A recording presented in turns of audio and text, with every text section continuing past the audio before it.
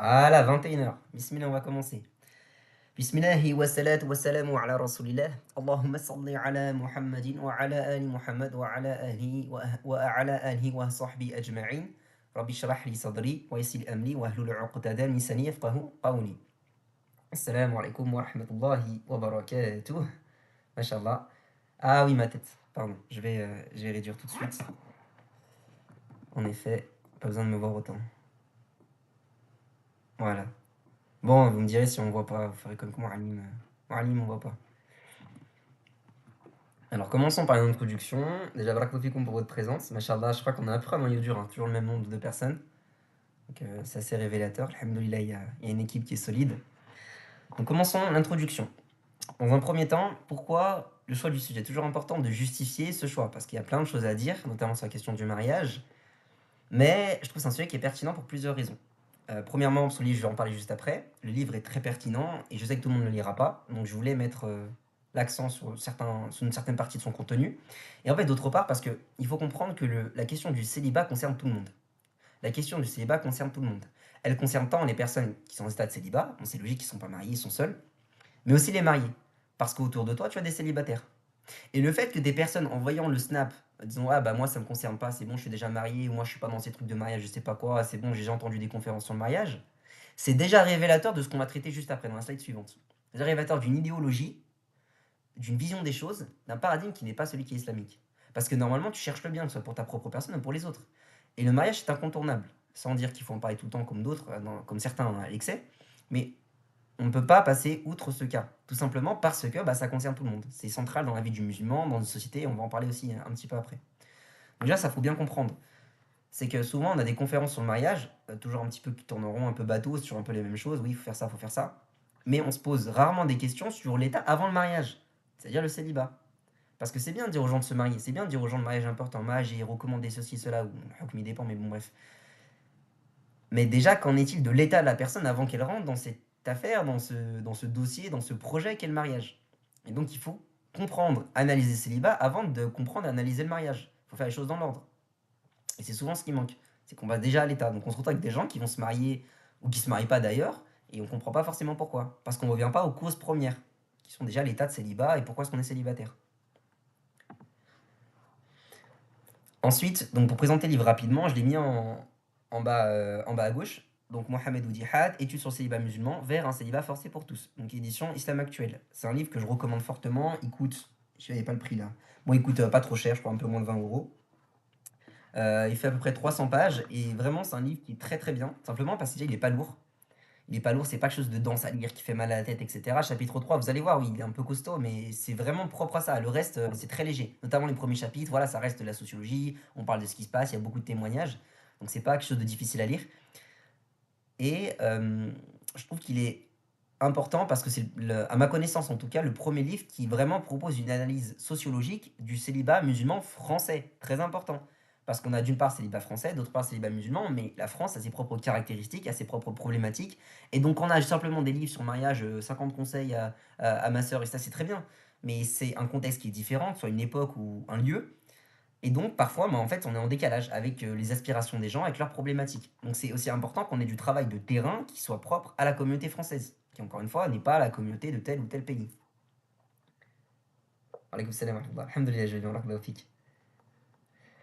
Et donc, ce faisant, je trouve vraiment que c'est un livre qui a le mérite de contribuer fortement à ce qui se fait déjà. Et encore une fois, moi je le dis, hein, tous les livres là, que vous voyez dans les rayons amour, dans les librairies islamiques, la plupart disent quasiment la même chose, juste on change un peu la couverture, faire plus joli ou moins joli, on fait plus court ou plus concis.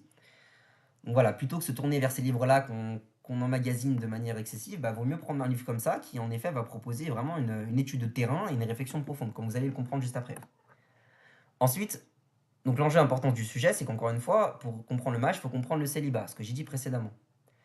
Et on va voir, en fait, vous allez comprendre. Moi, ce qui m'intéresse, in fine, c'est même pas le célibat en soi. C'est même pas la question du célibat qui m'intéresse vraiment. Ce qui m'intéresse au fond, c'est de comprendre comment est-ce que nous, en tant que musulmans en France, en 2023, ou en 2024 maintenant, on est touché par des idéologies qui vont impacter notre vision du monde et notre façon d'agir. Qu'on le veuille ou pas, qu'on comprenne ou pas, qu'on en soit conscient ou pas. C'est ça qui est hyper important. En fait, le célibat, c'est qu'un cas d'école, c'est qu'un cas d'étude du musulman face à plein d'idéologies qui ne sont pas islamiques.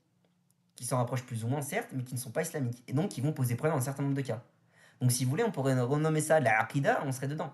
On est dans du dogme, c'est-à-dire comment est-ce que nous, en tant que musulmans, qui avons comme paradigme le Coran et la Sunna, on va faire face à plein d'autres choses qui ne relèvent pas du Coran et de la Sunna, et qui vont impacter notre existence. Donc c'est pour ça que le célibat est très intéressant de ce point de vue. C'est pas le célibat en soi, ça au pire, ça n'intéresse pas quelqu'un, c'est pas grave.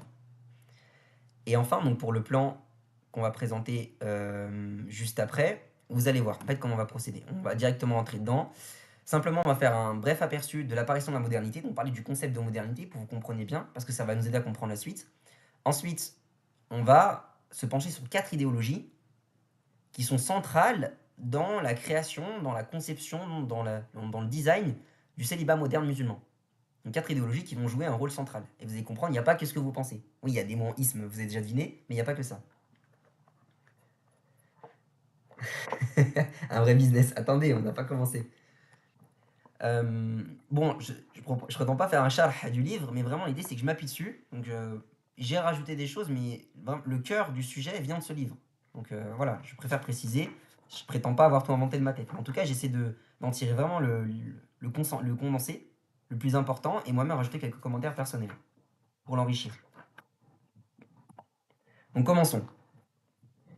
Alors, on commence par le cas de base, le cas traditionnel. On rappelle que la France, que l'Occident, que l'Europe et donc par extension l'Occident ensuite, est chrétien, de base. C'est-à-dire que selon ce paradigme chrétien, la religion est source de vérité et de sagesse universelle. Et plus précisément, quand on dit religion, le christianisme. Donc ça veut dire que ce que définit le dogme christianisme, ce que définit les textes du christianisme, bon après ça dépend des branches bien sûr, seront source de vérité. Donc c'est ce paradigme-là qui va dire ceci est vrai, ceci est faux, ceci est bien, ceci est mal. Et ça a été le cas pendant très longtemps. Je rappelle notamment plus la France qui est de base le berceau du catholicisme en Europe, à l'époque. Donc on part de ça. Ça c'est très important déjà de comprendre, parce que sinon on ne comprendra pas comment est-ce qu'on a pu en arriver à là aujourd'hui. Ensuite, qu'est-ce qui va se passer? On va avoir un premier changement de paradigme qu'on va appeler la première modernité. La première modernité, elle va apparaître en rejetant le christianisme, donc avec cette civilisation moderne, en rejetant le christianisme et en adoptant ce qu'on appellerait des idées divinités. Ça veut dire des grands principes, que ce soit la raison, la science, la technique, le progrès, le développement économique, le travail, etc. Donc avec des majuscules pour tous ces concepts. C'est-à-dire ces concepts-là vont devenir des sortes des fins en soi, des objectifs en soi. Et ça, notamment, ça a été initié par la révolution industrielle, parce qu'on considère vraiment dans l'histoire de l'Europe et même de l'Occident que la révolution industrielle a vraiment fait passer la civilisation à une nouvelle étape, avec la production de masse, etc., l'accès à beaucoup de technologies, des innovations technologiques, l'augmentation du confort de vie, des changements législatifs, enfin, beaucoup de choses se sont passées. Et bien sûr, en 1800, déjà, ouais, juste avant, c'est Révolution française, Bonaparte, donc tout ce que vous connaissez déjà. Je reviens pas sur ça. Donc voilà, vraiment, ce qu'il faut comprendre, c'est que donc c'était plus simplement Dieu, donc bon, c'est leur paradigme qui définit ça ou ça, mais maintenant c'est voilà, nous sommes la civilisation du progrès, de la raison, etc. Et c'est ça qui devient vraiment l'idée centre, le moteur de la civilisation. En fait, cette première modernité, elle n'a pas fonctionné. Pourquoi? Parce qu'elle a généré beaucoup de crises. Notamment quand vous allez dire, je l'avais cité dans la conférence que j'ai fait à Choisy, BDHE, premier article, les hommes naissent libres et égaux en droit, c'est joli. Ah, sur le papier, c'est très joli. Mais dans le même temps, ou en tout cas juste avant, les auteurs qui sont à l'origine de cette pensée, donc des Voltaire, Rousseau et compagnie, quand vous regardez leurs textes, c'est une dinguerie. Hein. Comment ils parlent des Noirs, donc du type, je ne me trompe pas, c'est Voltaire qui nous dit voilà, les Blancs sont supérieurs aux Noirs, les Noirs sont supérieurs aux singes et les singes sont supérieurs aux huîtres. C'est lui qui cite ça, c'est pas moi. Donc c'est-à-dire qu'en fait, ils ont créé un paradigme, mais déjà qu'il y avait des contradictions internes. Parce que les mêmes qui l'ont promu, leurs entre guillemets prophètes, disaient des choses qui allaient complètement l'inverse. Quand tu dis tu nais libre et égaux en droit, en fait, t'exclus les noirs, t'exclus les femmes, t'exclus. C'est quasiment tout le monde. Donc voilà, il y a eu plein de crises, là, les génocides, colonisation, etc. On a commencé à avoir une sorte de vide spirituel, ce qui a fait que cette première modernité n'a pas tenu sur le terme. Et donc, un peu après, on est passé à la deuxième modernité, à la deuxième phase de la modernité, où la vérité n'est plus des idées divinités, donc en fait des choses qui restent transcendantes, des choses qui restent communes, collectives, au-dessus de l'individu. Là non, maintenant la vérité c'est soi, c'est l'individu. C'est-à-dire qu'on est passé d'un idéal qui était extérieur à un idéal qui est devenu intérieur. Et donc on va voir après bien sûr comment on nomme ça quand c'est l'aboutissement. Et c'est pour ça que par exemple, on a un auteur, donc De Funès Julia, qui nous dit l'épanouissement personnel est devenu une nouvelle opium du peuple. référence à Marx, avec la religion, l'opium du peuple, communisme. Donc l'idée, c'est que cette seconde modernité a vraiment intériorisé la vérité en disant, en fait, le vrai, c'est ce qui vient de moi, c'est ce que je ressens, c'est ce que je pense, c'est ce que je définis comme vrai. Donc on n'est plus dans ce qu'on m'impose extérieur, mais voilà, c'est issu de moi-même. Et on vous invite à comprendre pourquoi ça pose problème. Ou par exemple aussi, pour citer Edgar Morin, donc une référence, un sociologue de référence, qui disait le bonheur est effectivement la religion de l'individu moderne. Voilà, ouais, vous voyez, c'est intéressant, c'est qu'on a un registre religieux qui n'est pas utilisé, enfin ça vient pas de moi. Quelqu'un qui, Edgar Morin, c'est pas un musulman, qui nous dit le bonheur est effectivement la religion de l'individu moderne. Donc on a déjà ce vocable les religions, on commence à voir le lien entre les deux. Et pour aller directement droit au but, aujourd'hui, ah oui, pardon, j'avais pas vu. Désolé, c'est moi. Bon, c'est bon, de toute façon. Après, c'est pas très grave en soi, c'est marqué bref aperçu, vous avez rien raté, je vous rassure. Et donc l'aboutissement, finalement, c'est l'individualisme. L'individualisme, pardon, c'est le fait d'avoir sécularisé, d'avoir enlevé l'aspect religieux de la morale et de l'amour. Donc on me dit, moi j'ai une morale républicaine, ou j'ai une morale ceci, cela, et on enlève le caractère religieux. Et donc le fait, en fait, c'est que l'individu devient le centre du monde. C'est la seule source de ce qui a de la valeur. Et le mal, c'est ce qui est extérieur à l'individu. Donc c'est pour ça que certains auteurs nous parlent de narcissisme. C'est en fait de s'impliquer moins dans ce qui est commun et collectif, et de s'impliquer beaucoup plus dans ce qui est privé et personnel. En gros, la communauté, le groupe, je m'en moque, et je me concentre sur moi-même. Évidemment, cette vision des choses pose problème, parce que là où avant on avait une obligation d'être vertueux, de servir le bien commun, servir l'intérêt général, vous connaissez ce genre d'expression qu'on entend autour de nous. Et bien maintenant, l'obligation, c'est d'être heureux, d'être épanoui, de se sentir bien. Donc ouais, on a remplacé déjà l'objectif de vie, la vision des choses. Et l'individualisme, c'est vraiment, enfin, c'est l'idéologie aujourd'hui qui est centrale, et vous allez voir tous les enfants que ça produit, qu'on va voir juste après. Donc voilà, on parle de narcissisme, c'est assez intéressant. Donc je vais assez vite sur ça, encore une fois, il y aurait beaucoup à dire, mais l'idée c'est juste pour vous donner une vue globale de comment est-ce qu'on est passé du christianisme, qui était le paradigme historique, à une première modernité. Il est divinité, mais plus Dieu, plus la religion, plus tout ça. Ensuite, deuxième modernité, on commence à l'introniser, donc c'est soit l'individu, c'est mon nefs, quoi. Et individualisme, c'est l'extase. En gros, c'est bon, parle même pas, me parle même pas la vérité. Me parle même pas de vérité, me dit même pas la vérité, je m'en moque. De toute façon, moi je fais ce que je veux, tant que ça vient de moi, tant que je pense que c'est bon. Ouais, même le truc de vérité, on l'a chassé, comme vous le voyez dans les mind maps. Bon, je suis là, j'espère que ça va, que je suis pas allé trop vite. Alors, passons aux idéologies. Donc, on va en voir 4. La première sera l'entreprise. Oui, l'entreprise, c'est bien ce que vous avez entendu. La deuxième sera le développement personnel. La troisième, le féminisme dominant. Parce qu'on va voir, il y a plusieurs types de féminisme, plusieurs courants dans le féminisme. Donc, le but, c'est pas de viser plus précisément. Et quatrièmement, dernièrement, le transhumanisme. Jusque-là, ça va, je vous ai pas perdu.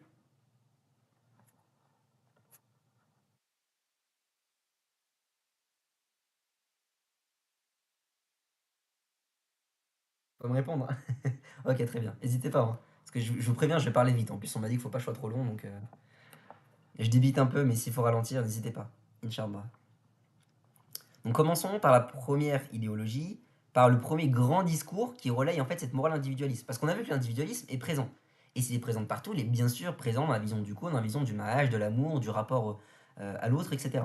Et donc en fait, on a des grands discours, des idéologies, qui vont justement venir relayer cet individualisme et lui faire prendre certaines colorations, certaines dimensions, comme vous allez voir tout de suite. Donc on commence par l'entreprise, comme on a dit. Alors, on va distinguer deux types d'entreprises, en tout cas deux phases quand on parle d'entreprise. La première, c'est l'entreprise de la première modernité, d'où l'importance de l'introduction précédente. Il faut savoir qu'en fait, traditionnellement, quand on travaillait, le travail avait un but clé qui était la sécurité. On travaillait pour gagner sa subsistance. On travaillait pour avoir, comme on dit, son gagne-pain, et donc pouvoir, entre guillemets, mettre sa famille à l'abri. C'était ça le but du travail en soi. On travaillait pour ça, pour gagner. C'était vraiment un moyen de subsistance, ni plus ni moins. Donc on ne travaillait pas par plaisir, vous allez voir après pourquoi est-ce que justement je parle de ça, mais on travaillait vraiment voilà, parce que c'était une nécessité et parce qu'il fallait travailler. Mais la conséquence c'était quoi? C'était que là où le travail était un lieu d'effort, un lieu de labeur, à l'inverse, le foyer, donc ce qui s'oppose au travail, c'est-à-dire soit on est au travail, soit en principe on est au foyer, bon il y a dehors, mais on se comprend, c'est les deux grands mondes. Donc l'inverse, l'autre moment de la journée, c'est le foyer. Donc c'est le lieu de réconfort, c'est la base arrière, c'est-à-dire c'est le moment où on va se ressourcer, on va se reposer. Et ça a joué son rôle. On va reprendre des forces pour retourner travailler, pour amener sa nourriture, pour amener sa subsistance, et ainsi de suite. Donc l'idée, c'est que la maison avait, comme dit l'auteur, c'était un lieu symbolique de ressourcement moral et psychologique. Mais qu'est-ce qui va se passer? C'est qu'en fait, on va avoir. Donc jusque-là, voilà, les personnes trouvaient du travail, ça fonctionnait après sur ce schéma-là, mais on arrivait avec une concurrence du travailleur classique qui était le père de foyer, l'homme, avec d'une part le travailleur du Nord, donc en fait une population migrée qu'on a fait venir et qui se contentait de pas grand-chose, donc qui était beaucoup moins exigeant dans ces conditions. On en a déjà parlé sur la population maghrébine qui ont été commandées par le gouvernement, je reviens pas sur ça.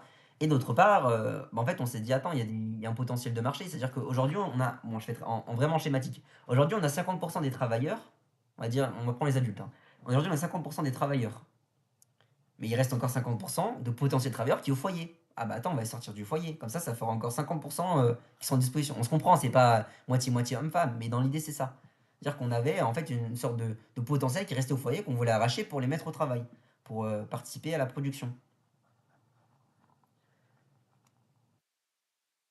Et donc, on va le voir aussi dans le féminisme rapidement après, c'est que vous vous doutez bien que le discours de libération, entre grosses guillemets, des femmes, il y a eu un intérêt derrière. C'était pas ce qu'on pensait. Parce que quand vous voyez qui a promu l'idéologie qu'on va mentionner après, on comprend qui ça servi et qui ça sert encore aujourd'hui. Et donc en fait, ce qui s'est passé, c'est que l'équilibre entre le travail et le foyer, ça veut dire qu'on a une personne au foyer qui en fait un havre de paix, entre guillemets, et de l'autre côté, on a une personne au travail qui ramène la substance, qui s'assure que le foyer puisse avoir tout ce dont il a besoin. Bah, cet équilibre-là a été perturbé, a été bouleversé. Et donc ce modèle-là n'a plus tenu. La première modernité n'a plus tenu. Et on passe à la deuxième. Donc là, ce qui est intéressant, et là, je pense vraiment, vous êtes enfin, tous ceux qui ont déjà mis un pied dans l'entreprise, vous allez reconnaître de quoi on parle. On est passé maintenant à une nouvelle vision du travail. Maintenant, on ne travaille plus pour la sécurité, on travaille pour l'épanouissement. Et là, je peux parler d'un sujet que je connais bien parce que ça fait partie des choses que j'ai étudiées pendant mes études et maintenant dans lesquelles j'ai travaillé ensuite. C'est la RSE, qu'on appelle la responsabilité sociale ou sociétale, il y a un RILEF, responsabilité sociétale ou sociale de l'entreprise. Ça veut dire que l'entreprise a des engagements vis-à-vis de la société. Bon, en soi, pourquoi pas, hein, c'est même religieusement, on comprend l'idée.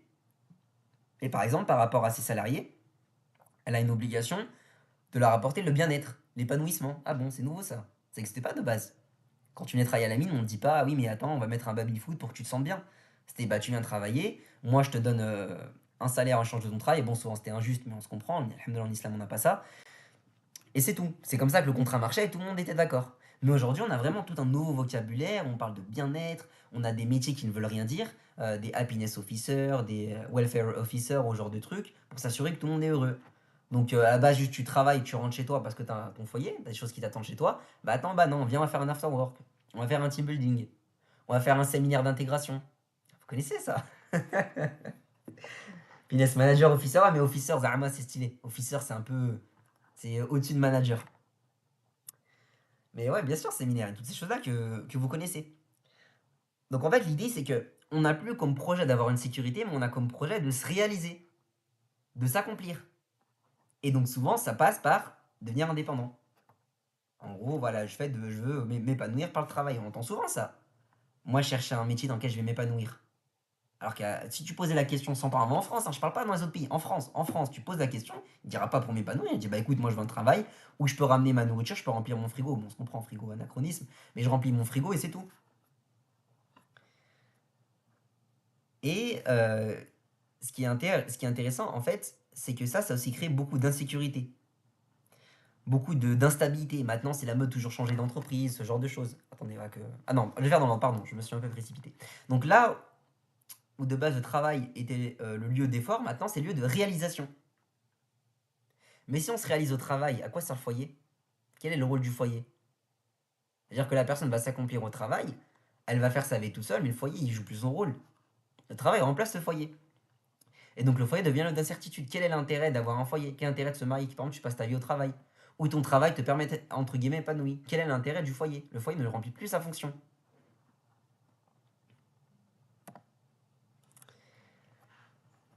Et donc, en fait, ce sentiment d'insécurité qui est créé par exemple par beaucoup d'emplois précaires, par le fait qu'on change toujours d'entreprise, par les différentes crises économiques, etc. Là où de base c'était l'homme qui avait tendance à affronter cette incertitude, cette difficulté, et prendre sur lui et ensuite reprendre des forces au foyer, ben maintenant ils l'ont importé dans le foyer. Parce que la femme travaille, donc les deux ont des problèmes au travail, les deux. D'ailleurs, juste, enfin, très simple, regardez les stats sur la consommation d'antidépresseurs. La France est l'un des premier pays consommateur d'antidépresseurs au monde. C'est pas pour rien. Tous les concepts de burn-out, voire de bore-out. Donc c'est le burn-out, c'est quand on travaille trop. Bore-out, c'est quand on s'ennuie. Il n'y avait pas de bore-out au 19e siècle, hein, je vous le dis tout de suite. Hein.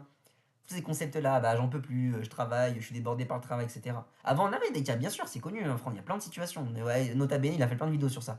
Genre des mines qui explosent, des trucs comme ça. On ne dit pas qu'avant, le travail, c'était super bien, c'est pas ce que je suis en train de dire. Je suis en train de dire que c'est des concepts, des maladies, tous les risques psychosociaux, etc. Pareil, j'ai travaillé dessus. Des choses qui sont apparues de manière assez moderne. Parce que justement, maintenant, en fait, le travail a pris une telle place que du coup, bah, on en fait une vraie source de problème. Là où avant, c'était purement matériel. C'est bon, bah, faut que je te protège, je te donne un bon salaire. Maintenant, c'est faut que tu sois heureux, faut que je t'aide à définir ton projet, faut que je t'aide à te sentir bien, faut que. Et attends, je sais pas, non, je vais voir si je vais en parler. Ouais, je vais peut-être vite fait en parler.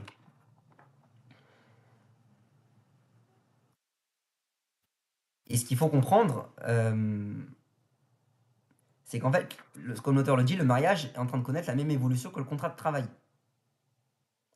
Ça veut dire que vu que l'entreprise a besoin d'individus flexibles qui va s'adapter, le couple s'oppose à ça. Parce que quand tu as un couple, tu as une famille, tu as des enjeux, tu peux pas bouger du jour au lendemain ou tu es tout le temps au travail.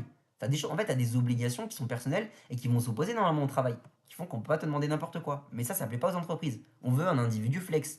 Ils aiment bien dire flex. On voit dans les fiches de poste qui sait s'adapter.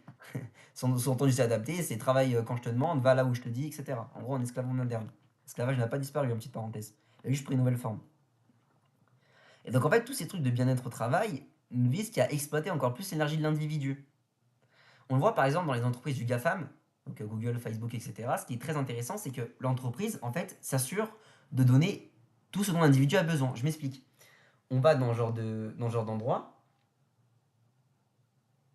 on va avoir quoi? On va avoir une crèche. Ah bah bien sûr, il faut s'occuper des enfants. Donc l'entreprise va dire oui, on paye ta crèche, ou alors on paye une grosse partie. Donc il y a une crèche dans le lieu de travail, comme ça tu peux venir bientôt le matin. Donc une cantine, bien sûr, comme ça, parce que parfois ils prenaient leur truc. Non, maintenant on fait taquet pas, on s'occupe de sur place. Je dis pas que c'est un problème la cantine en soi, hein, qu'on se comprenne. Mais aussi une salle de sport dans ton lieu de travail. Comme ça, tu te dis pas, attends, faut que je parte plus tôt parce qu'il faut que j'aille à la salle, j'aille faire ma petite séance. Non, non, non, t'inquiète pas, il y a tout sur place.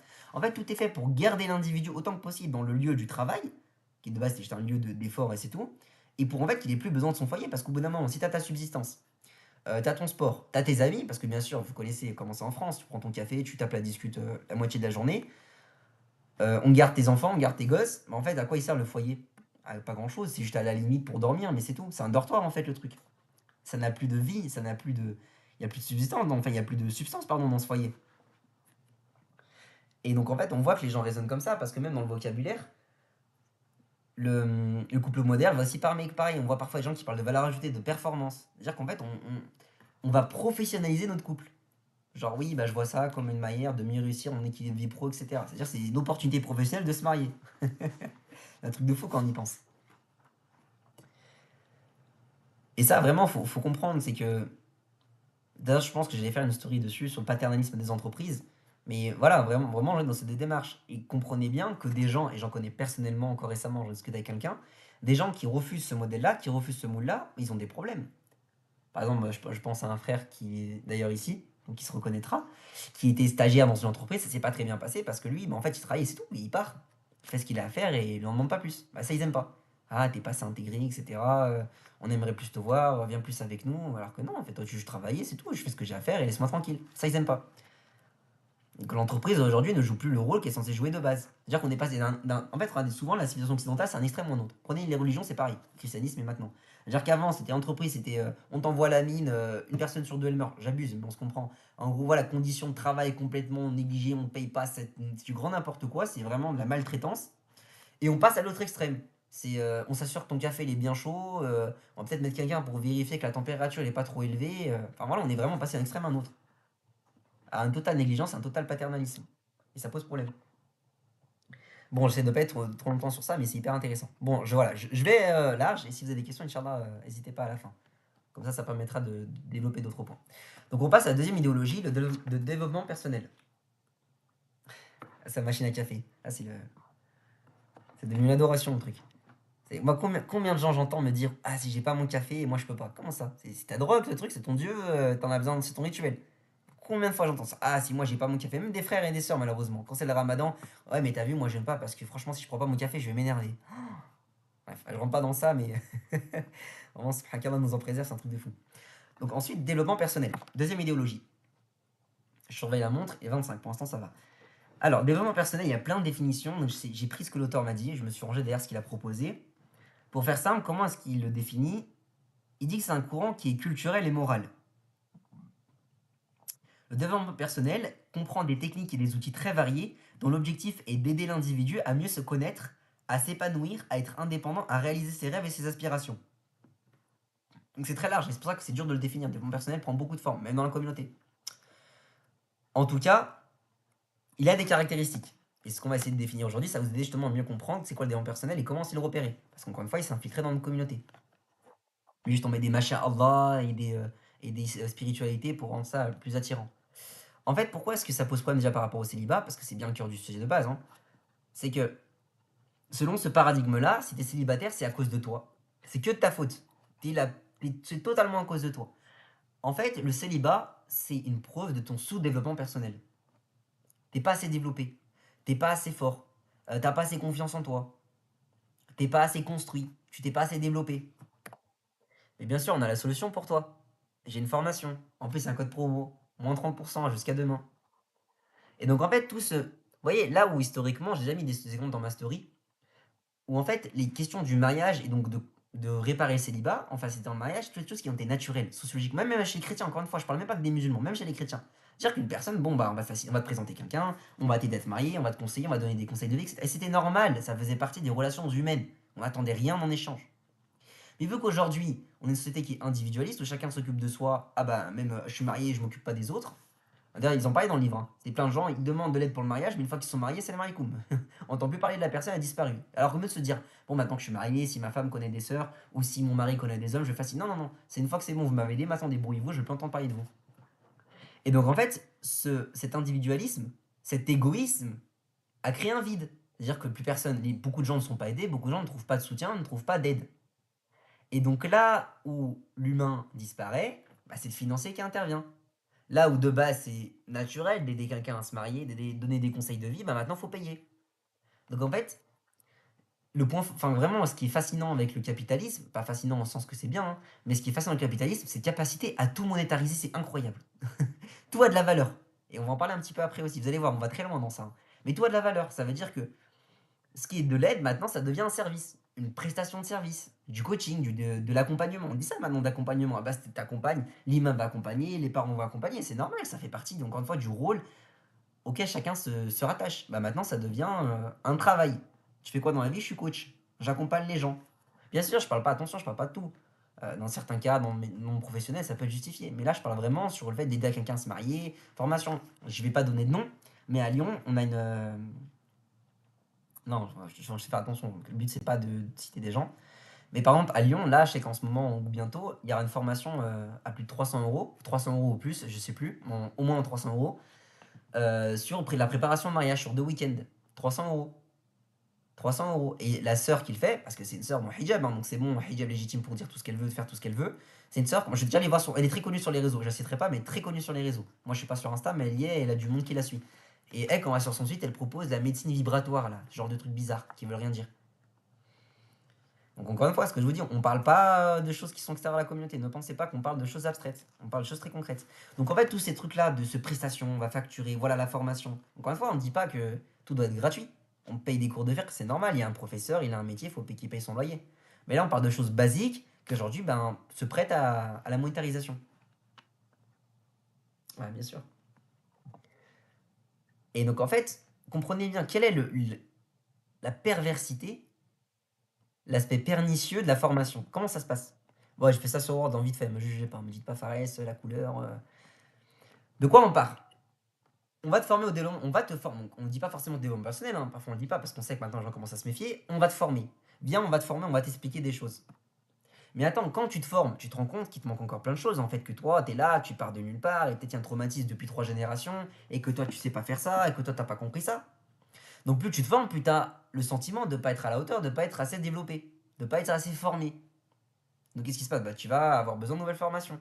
C'est pour ça qu'à la fin de chaque formation, tu te dis, ah, mais vous inquiétez pas, j'en propose d'autres. Hein. Là, vous avez fait le niveau 1, mais il y a niveau 2, niveau 3, truc, c'est un jeu vidéo. Le boss final, bah, sauf que le boss final n'existe pas.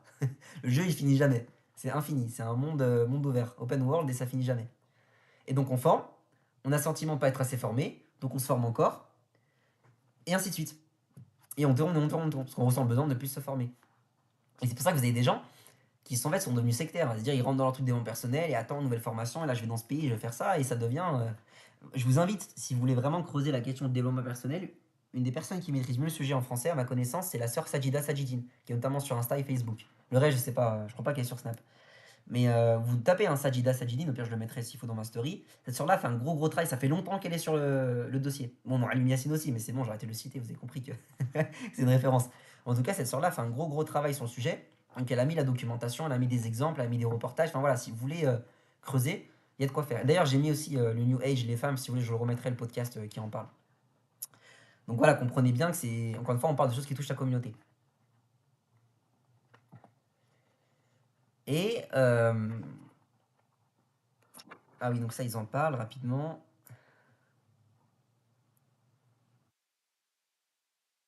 En fait, ce qui est intéressant, on m'avait par exemple posé la question, pourquoi est-ce que, enfin, quel est le problème, la non-conciliation entre le développement personnel et la religion? Quand vous voyez en fait ce à quoi vous appelez le développement personnel, c'est complètement opposé au dîn, pardon, au paradigme islamique.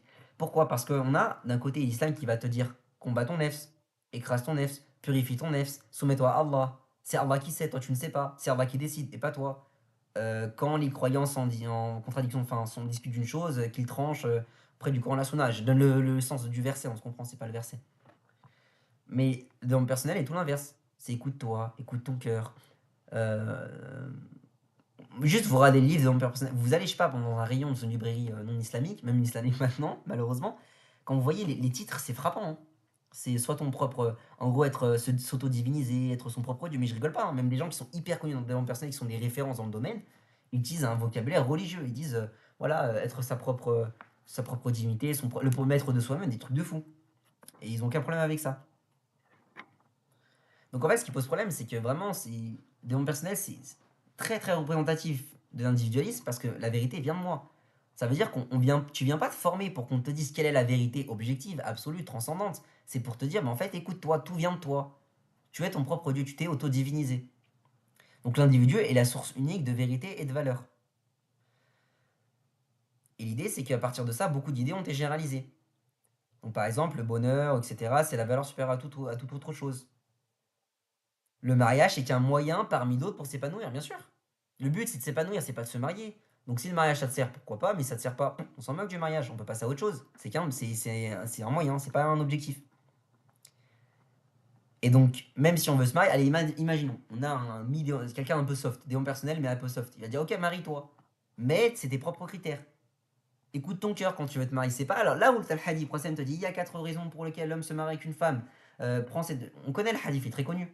Non, développement personnel, c'est pas ça. C'est te dire, ok, mais marie-toi, c'est bien de se marier, mais par contre, écoute ton cœur. Fais attention, voilà, t'es quelqu'un quand même, tu mérites haut, hein. Et de toute façon, c'est la loi d'attraction. Il faut que tu te dis tous les matins, attends, il faut que j'attire un homme pieux, il faut que j'attire un homme pieux. Et ça marche pas, ça vient de toi. Bref, je pourrais m'éterniser, mais vous comprenez l'idée. Exactement. Araïta ou Afaraïta mani takhadha ilahahu hawa. Encore une fois, les gens ils croient que le shirk a disparu. Non, il a juste changé de forme. Il existe toujours le shirk. Mais puis on reviendra sur ça à la fin parce que faire ça c'est un classique. Ensuite, alors attendez.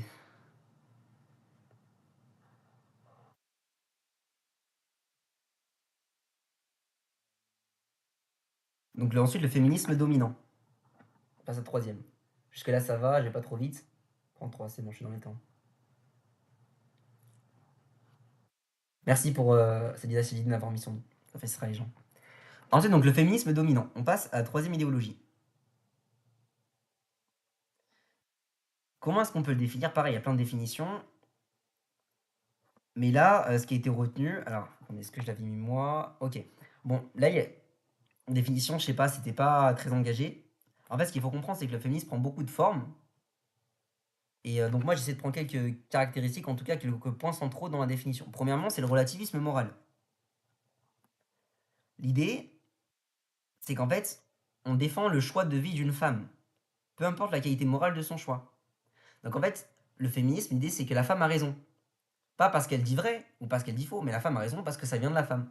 La femme a le droit de dire ce qu'elle veut, a le droit de choisir ce qu'elle veut, a le droit d'estimer combien ce qu'elle veut. Le fameux mon corps, mon choix.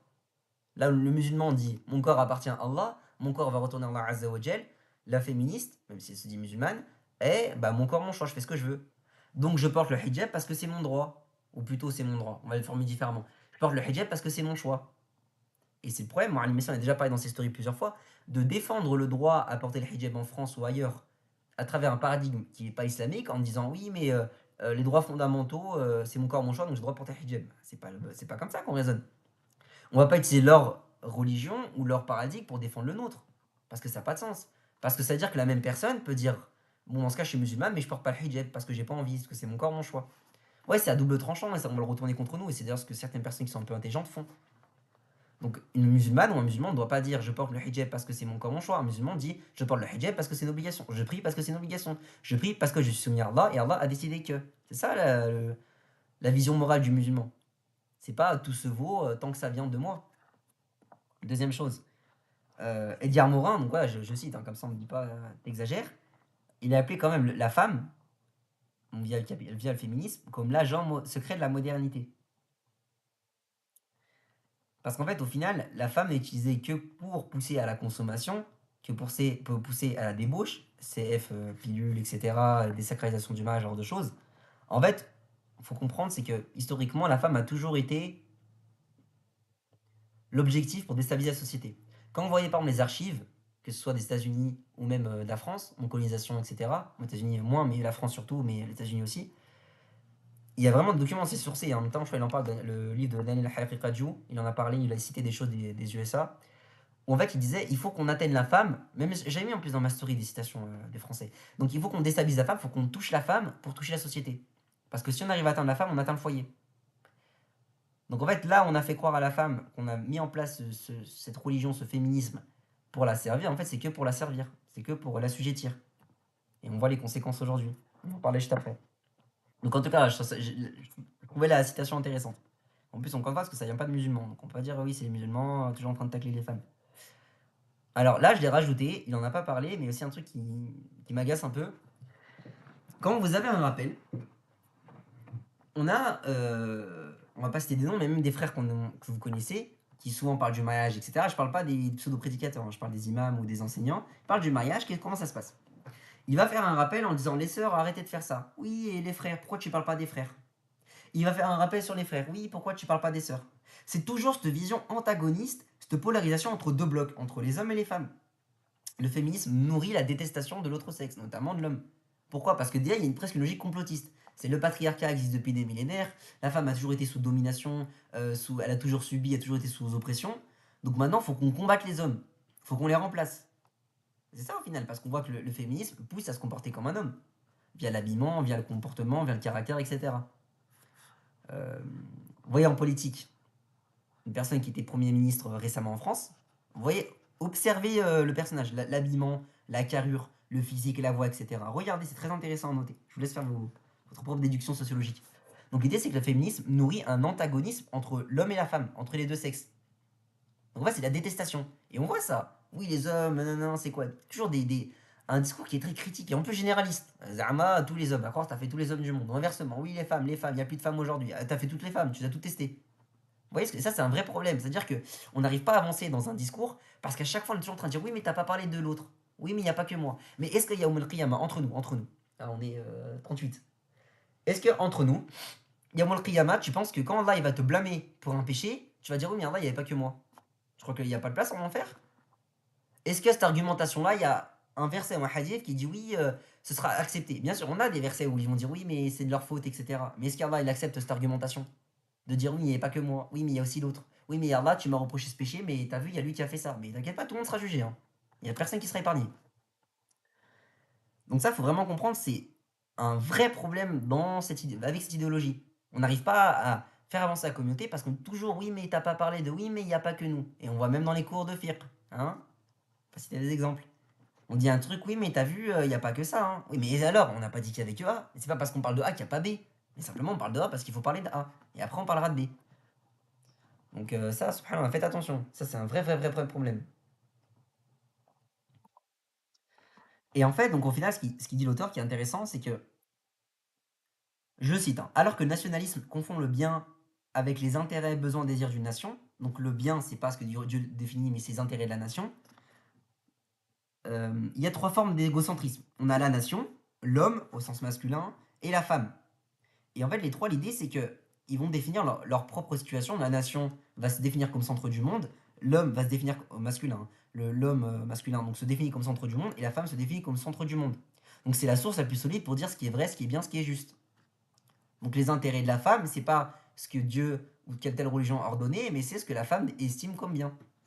Donc ça d'ailleurs, vous savez, il est objectif, hein, il n'a pas dit que les femmes, il a parlé aussi des hommes, c'est pareil. Parce que vous doutez bien que s'il y a le féminisme, il y a son opposé. Il y a l'autre extrême qui est le masculinisme. On verra si on en parlera après. Je sais pas si je l'ai mis, mais sinon on en parlera après. Parce que bien sûr, c'est important aussi de rappeler qu'on condamne tous les extrêmes. Peu importe de qui ça vient, ou peu importe au détriment de qui ça se fait. Donc les caractéristiques. Alors la première, c'est la méfiance, voire la haine du mariage. Pourquoi? Parce que, écoutez bien, comprenez bien ça. Le patriarcat, dans leur vocabulaire, est issu de la tradition, c'est-à-dire quelque chose qui a depuis toujours existé. Parce que vous allez dire, c'est nouveau ce truc de féminisme, hein. Donc le patriarcat, c'est la tradition. Le mariage est institutionnel, vient de la tradition. Depuis toujours, on se marie, selon bien sûr différentes règles, différents cadres, mais depuis toujours, on se marie. Donc si le patriarcat, qui est une tradition, est à rejeter, bah, ce qui vient du patriarcat, dont le mariage, est à rejeter. Le mariage n'est qu'un outil pour assujettir la femme, comment dire, pour la déshonorer. Bah, donnons des exemples, donnons Dalil. Une petite parenthèse par rapport au Maïma précédent. Je crois que je l'ai même pas mis d'ailleurs. J'ai mis non, j'ai pas mis sa photo. Bon, Simone de Beauvoir, voilà, on va directement droit au but. La prophétesse des féministes. Donc elle nous dit par exemple, c'est par le travail que la femme a en grande partie franchi la distance qui l'a séparée du mal. C'est le travail qui peut seul lui garantir une liberté concrète. Waouh! Vous voyez qui ça sert? Quand on a quelqu'un qui dit ça. Petite parenthèse, hein. Simone de Beauvoir, c'était une bourgeoise. C'était une bourgeoise. Et creuser un petit peu sa biographie, il y a des choses qui sont un peu sombres, hein. Renseignez-vous sur comment est-ce qu'elle rend des services à son conjoint. Je rentre pas dans les détails, pas de problème. Ah, pardon. Excusez-moi. J'avais oublié ça. Tac, je me mets ici. Et je vais un peu augmenter. Voilà, comme ça. C'est bon, normalement, vous pouvez lire. Excusez-moi, j'avais oublié ça. Donc, c'est par le travail qui peut se garantir une liberté concrète. Voilà le féminisme, à quoi ça sert. Voilà qui est-ce que ça sert. Ensuite, elle nous dit aussi, donc ça c'est sourcé, hein, vous le trouvez sur internet, c'est pas un problème. Le mariage multiplie par deux les obligations familiales et toutes les corvées sociales. Pas les obligations, les devoirs sociaux. Non, non, les corvées sociales, bien sûr, il y a une connotation. Le mot n'est pas choisi au hasard, le mot n'est pas neutre. Et enfin, il y a plein de citations, mais je m'en suis tenu à ça. Ce ne sont pas les individus qui sont responsables de l'échec du mariage, c'est l'institution elle-même qui est originellement pervertie. Bah, quelle est la conclusion logique? Si l'institution elle-même est originellement pervertie, bah, faut se débarrasser de l'institution, faut la rejeter. Parce que si on dit que l'individu est responsable de l'échec du mariage, donc c'est-à-dire que le problème vient pas du mariage, le problème vient de l'individu. Et si le problème vient de l'individu, c'est-à-dire que l'individu peut se réformer, peut changer, peut s'améliorer. Mais si on met tout sur l'institution, bah, c'est l'institution qui est à abattre, qu'il faut faire tomber. En gros, toi, tu es pour rien si ça se passe mal. Tout est de la faute de l'institution. Déterminisme.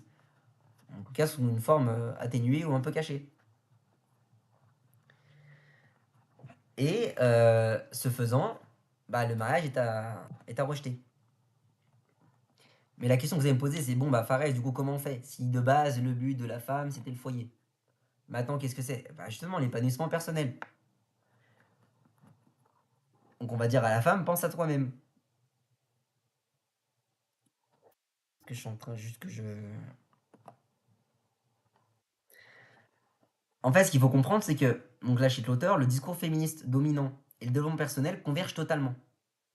En fait, tous deux remplacent le besoin de l'homme et de la femme d'être complétés l'un par l'autre, par l'idée que chacun doit cultiver son épanouissement de façon indépendante. Là où avant on s'entrecroisait, maintenant c'est chacun de son côté, chacun prend une direction différente.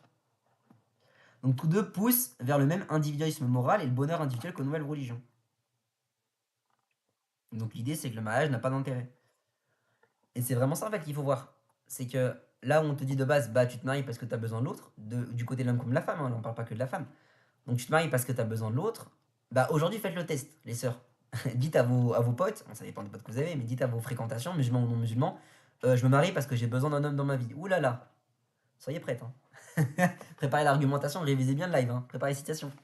Avoir dire j'ai besoin de l'autre, c'est une honte. Comment ça t'as besoin d'un homme? Comment ça t'as besoin d'une femme? T'es indépendante, t'es forte. Vraiment, l'idée, c'est qu'on a remplacé l'objectif de base traditionnel qui existait depuis des millénaires, le foyer, par toi-même, ton propre nefs. Faut que tu t'accomplisses, faut que tu t'épanouisses. Et tout est lié, hein, tout ce que j'ai cité. Quand on parle d'entreprise, parce que vous allez dire, bah, comment s'épanouir?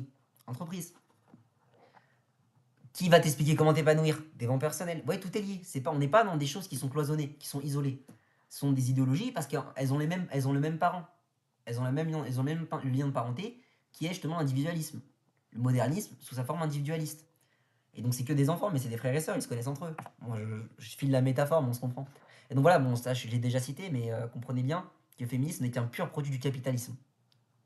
Le féminisme, je répète, n'est qu'un pur produit du capitalisme. Le féminisme sert des intérêts économiques. Encore une fois, par exemple, quand on fait divorcer des gens, bah, on double le loyer, la consommation, besoin de voitures, etc., etc. Bon, l'émission a déjà parlé de ça à l'époque. Et même moi, d'ailleurs, j'avais une story, je sais pas si je l'ai encore à vérifier, mais je dois peut-être la retrouver, où j'avais parlé du marché de la cosmétique. J'ai cité aussi des chiffres, mais des stats, hein. C'est intéressant. On comprend pourquoi est-ce que certaines choses dérangent. Pourquoi est-ce qu'une sœur en niqab ou allez, en France c'est illégal, en hijab, mais on va dire qu'il reste naturel, bah ça pose problème économiquement. Parce qu'elle va pas acheter toute la panoplie. Et enfin, dernière chose, l'effet pervers, bah bien sûr, c'est qu'en fait, mon temps en parle, après il faudrait développer, mais il expliquait qu'en fait on a importé l'amour et la sexualité. Bon, par exemple, qu'est-ce qui se passe aux États-Unis qui sont les pionniers dans ça, la GPA, gestation pour autrui. Si la femme dit ah non, non, moi, grossesse, enfant, tout ça, ça vieillissant. Bon, ok, pourquoi pas un enfant, mais dans ce cas, on va aller le commander. On va commander un enfant. On va dans un endroit, on va commander une personne qui vient des Philippines, elle va enfanter un gosse ou je sais pas quoi, et voilà, non, comme ça, on évite la grossesse. Moi, je me casse pas la tête pendant 9 mois, avoir un gros ventre, il faudra que je m'arrête de travailler, ce genre de choses. Donc en fait, comprenez bien, c'est que le pseudo-bonheur d'une femme, en fait, ça revient juste à décaler les éventuelles problématiques qu'elle aurait pu rencontrer sur notre femme. Vision impérialiste. C'est pour ça, quand ils nous disent oui, l'âge d'or de la France, etc., l'âge d'or dans ton pays. Parce que ton âge d'or dans ton pays, c'était l'âge pas du tout doré ailleurs. Donc, ça, c'est une première chose. Et même, vous voyez, sur tout ce qui est amour et soin. On voit beaucoup, c'est que maintenant, on a toute cette modernisation du fait de s'occuper des gens, de prendre soin des gens, d'être au service des gens, etc. Enfin, encore une fois, tous ces trucs, ils condamnent l'esclavage, mais ils vont prendre des domestiques. On voit ça même dans les pays musulmans, certains. Et en fait, les domestiques prennent la forme des esclaves modernes. C'est un truc de fou. Parce que voilà, on va dire, bah non, mais la femme, ça vieillissant qu'elle s'occupe du foyer, bah dans ce cas, on va recruter une femme qu'on va payer pour le faire. Ah bon, je savais pas que c'était plus valorisant ou c'était plus justifié. Et enfin, dernière chose, bah bien sûr, avec toute la souffrance que ça engendre, on ne rentre pas dans le sentimental, encore une fois, même si on peut rester de manière très froide et statistique. Quand on voyait le nombre de mères célibataires, là, ils avaient cité l'INSEE en 2011, 1,5 million de familles sont composées d'un parent sans conjoint et résidant avec au moins un enfant mineur. Dans 85% des cas, le parent est une femme et la femme célibataire est beaucoup plus exposée à la pauvreté que les autres. Donc, enquête de l'INSEE en 2019, hein. On n'invente rien. Donc, bien sûr, parce que ça entraîne la précarité, ça entraîne la criminalité. Ça a été prouvé le lien entre les familles monoparentales, l'absence de père et le taux de criminalité, notamment aux États-Unis, parce qu'en France, on ne peut pas faire ce genre de stats, c'est trop risqué. Donc, il y a beaucoup de choses qui s'entraînent, on pourrait développer, mais voilà, comprenez bien que ce qui est censé servir la femme ne lui rend pas du tout service. Pour celles, bien sûr, qui sont un million de clairvoyantes. Et enfin, dernière chose, on va aller assez vite sur ça, le transhumanisme ou l'industrie 3.0 du bien-être et de l'amour. 48, ça va, je suis dans les temps. Alors, comment est-ce que c'est défini? Non, je mets juste avant, pardon. Donc, comment est-ce qu'on peut le définir? C'est un mouvement qui vise à améliorer les conditions de vie et le bien-être humain grâce au développement des solutions technologiques. Je répète. Le transhumanisme, c'est quoi? C'est un mouvement qui vise à améliorer les conditions de vie et de bien-être humain, bien-être, moins important, grâce au développement de solutions technologiques. Automatisation, robotique, intelligence artificielle. Intelligence artificielle, on a un expert ici. Et là, il a dit vraiment, je l'ai mis parce que la citation, je la trouvais hyper intéressante. Je cite, vous l'avez sous les yeux, si les premières générations de solutions modernes, contraception, préservatif, étaient la réponse technique au désir de faire l'amour sans se marier et sans enfanter. Les solutions transhumanistes sont la réponse technique au désir d'être heureux, de prendre du plaisir et d'avoir un enfant sans dépendre d'un homme ou d'une femme. Je vais expliquer. Ah, vraiment, la citation, je la trouve incroyable. En fait, comprenez bien la chose suivante. Donc, de base, il y avait une corrélation très forte entre les relations charnelles et la fécondité, le fait d'avoir des enfants, la reproduction. Encore plus chez les chrétiens, hein. Eux, c'est encore plus que nous. Nous, on sait du fait que je rentre pas dans ça, mais on a un moyen de contraception, des conditions, etc.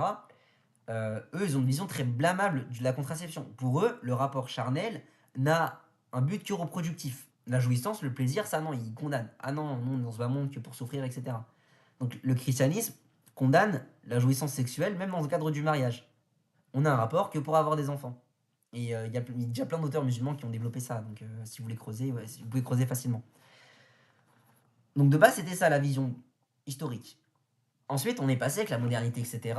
à, en fait, on va garder le rapport charnel, mais on va le décorréler du mariage et de la reproduction, avec les moyens contraceptifs que vous connaissez, pilule avortement, pilule lendemain, etc. Donc l'idée, c'est de dire, on garde cette chose-là, on cherche le plaisir, etc. Mais en gros, c'est pas conditionné par un mariage, et c'est pas avec l'objectif, parce que même en islam, bien sûr, on a ça, c'est pas avec l'objectif de la reproduction. Vous verrez, c'est du fiqh, enfin, je rentre pas dans le détail. Donc ça, c'est la deuxième étape. On va décorréler le rapport et mariage, enfant, qui vont ensemble, bien sûr. Mais la troisième étape, c'est quoi?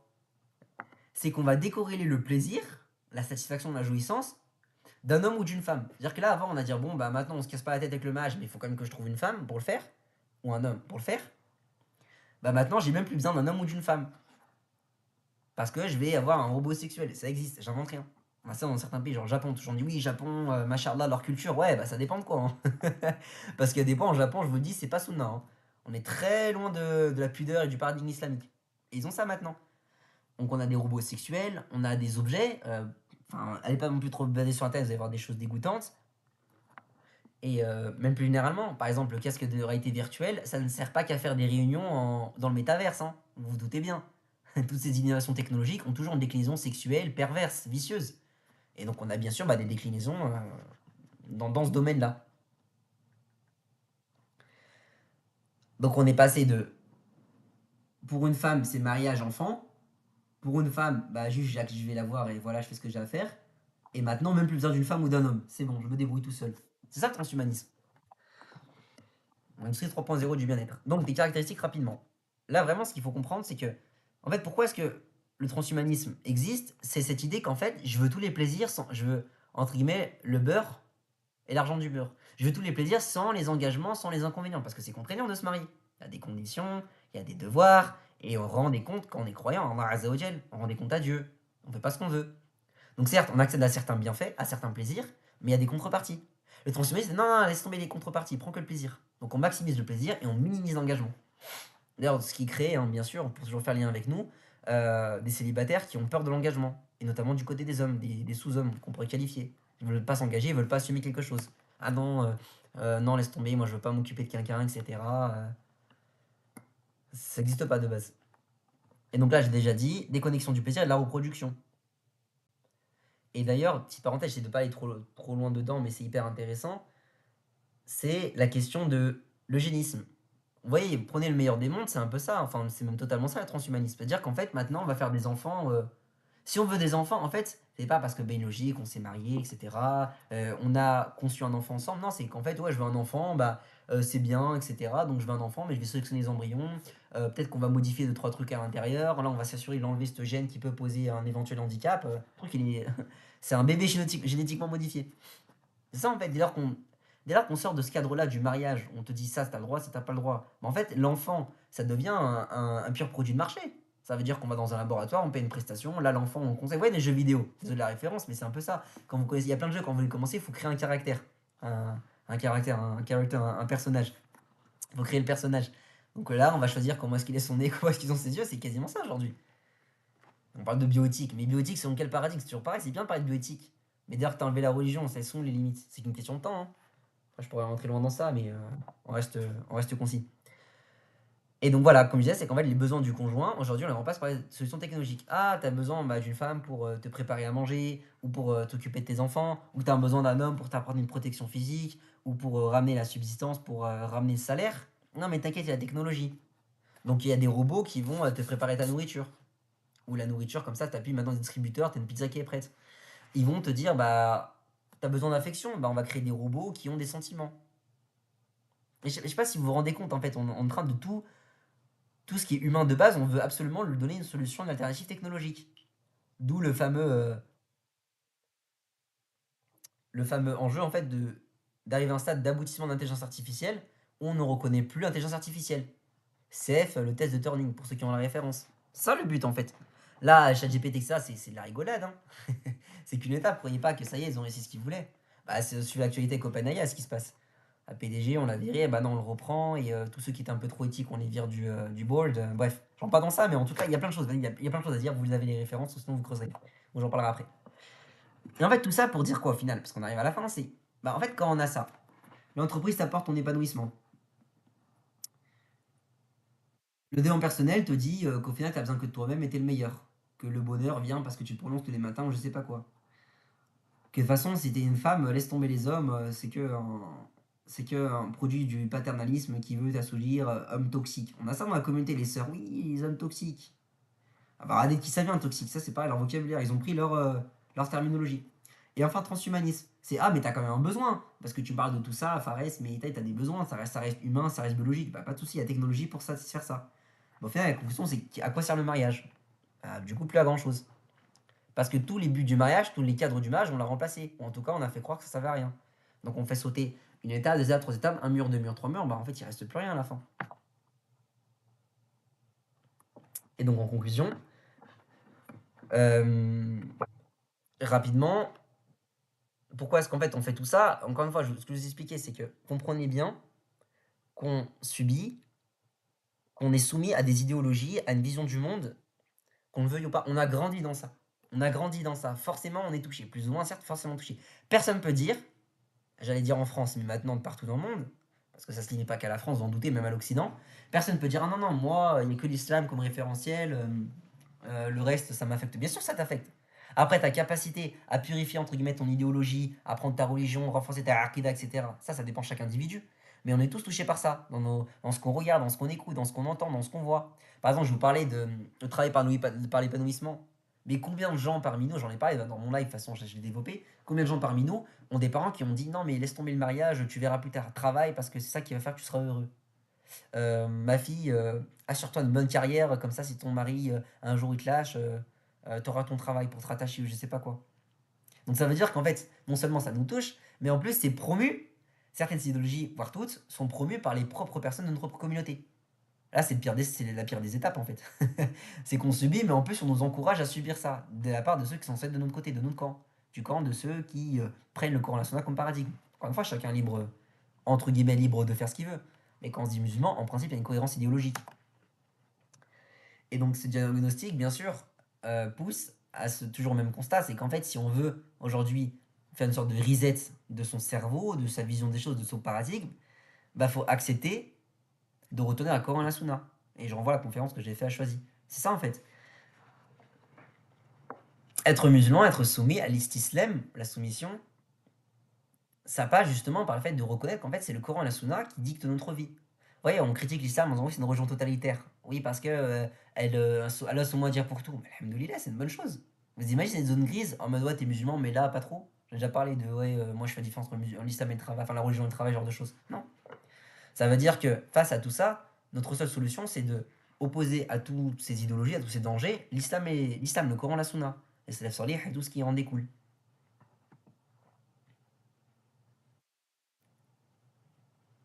Ouais, tu vois, merci d'illustrer ce que je dis. J'invente rien. Hein.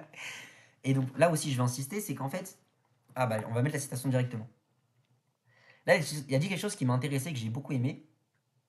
Je prends directement la partie qui est citée, parce que base, il parle de transhumanisme, mais il a étendu le raisonnement et je le rejoins à 1000%.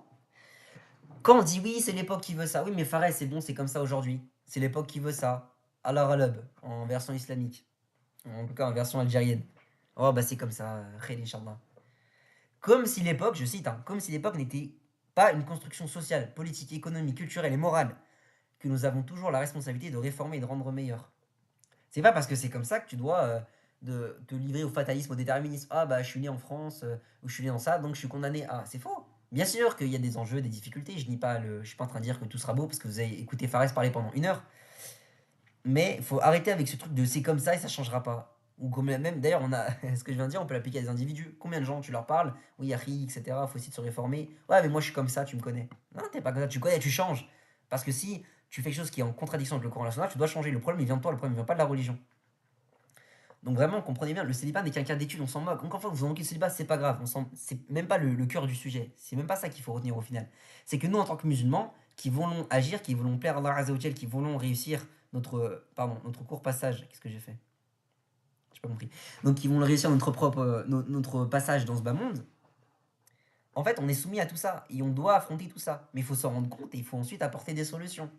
Donc, sur notre perception du mariage, par là aussi de manière liée, hein, du travail, des projets, de l'argent, de toutes choses. On est soumis, on est bombardé par des idéologies du matin au soir qui viennent nous détourner de l'islam. Et c'est là que c'est subtil, encore une fois.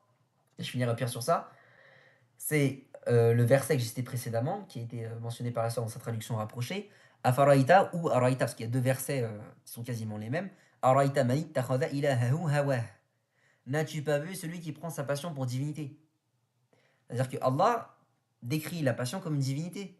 Parce que si aujourd'hui je viens sur Minbar et je vous dis, je suis pas imam, on se comprend, c'est une manière de parler. Si je vous dis, oui, les frères et les sœurs, n'adorez pas Allah al-Uzza, n'adorez pas telle idole. Vous allez dire, oui, bah super, Fares, merci, je suis au courant, je le fais pas. Qui en France adore des idoles? En règle générale, personne. Donc c'est pas que le shirk a disparu, c'est pas que l'associationnisme ou le koufr ou ce genre de choses a disparu, c'est qu'il prend des nouvelles formes. Et maintenant, ça prend notamment le forme via des idéologies. C'est pour ça que beaucoup d'auteurs, encore une fois, c'est pas, moi, je sors pas ça de ma tête, beaucoup d'auteurs parlent de guerre idéologique. Même des gens qui nous combattent, qui combattent les musulmans, parlent de guerre idéologique. Ce qui est marrant d'ailleurs. Ils disent aujourd'hui on est en guerre idéologique. La guerre, en France ou dans beaucoup de pays, elle prend pas de forme armée. On ne vous demande pas de prendre une épée et de vous dire oui, j'ai vu ça, tel hadith. Maintenant, la guerre est idéologique. Dire c'est comment est-ce qu'on fait pour vous infiltrer votre cerveau, pour polluer votre esprit, pour polluer votre vision des choses et y mettre plein de tâches qui ne relèvent pas de la lumière et de la pureté de l'islam. Donc voilà, si vous comprenez ça, déjà vous avez compris beaucoup de choses. Après, il y a tout le travail qui va derrière, comprendre, s'instruire, etc. Mais déjà, la première étape, elle est hyper importante. Parce que pourquoi est-ce que les musulmans aujourd'hui font n'importe quoi? Parce qu'ils viennent dans ça. Ils sont même pas conscients. Ouais, je sais pas, désolé la comparaison, mais vous êtes dans un truc alcoolique anonyme là. J'ai jamais fait, hein, mais on voit dans les séries, dans les films, enfin, on a tous pris une idée de à quoi ça ressemble. Bah, la première étape, c'est dire je reconnais que je suis alcoolique. Ou je reconnais que j'ai un problème. Bah, c'est pareil. Déjà comprendre que on n'est pas indemnisé, on n'est pas indemnisé, pardon, on n'est pas immunisé contre ces idéologies, c'est déjà une première étape pour pouvoir s'en prémunir. Le replay, on verra, Inch'Allah, pourquoi pas. Faut voir. Si je sais pas si c'est un intérêt. Sur pareil, c'est que les gens me demandent un replay, mais est-ce que c'est radé ou quoi? J'ai pas de retour, donc non, allez, on verra, Inch'Allah. Je vais m'arrêter à là, et après, si vous voulez réagir, Inch'Allah avec plaisir, et de toute façon, si je mets le replay, je couperai à ce moment-là. سبحانك اللهم وبحمدك أشهد أن لا إله إلا أنت أستغفرك وأتوب إليك. Si je dis quelque chose qui était vrai, les louanges reviennent à Allah Azza wa Jal, chose de pertinent, de juste, de bénéfique. Et si j'ai prononcé des choses mauvaises, je peux avoir peut-être dit des choses qui étaient maladroites, mal comprises, même qui étaient fausses ou interdites. Allah Alam, c'est possible, dans ce cas je m'excuse et seule ma personne et les shaitans doivent être blâmés. Cela n'est dû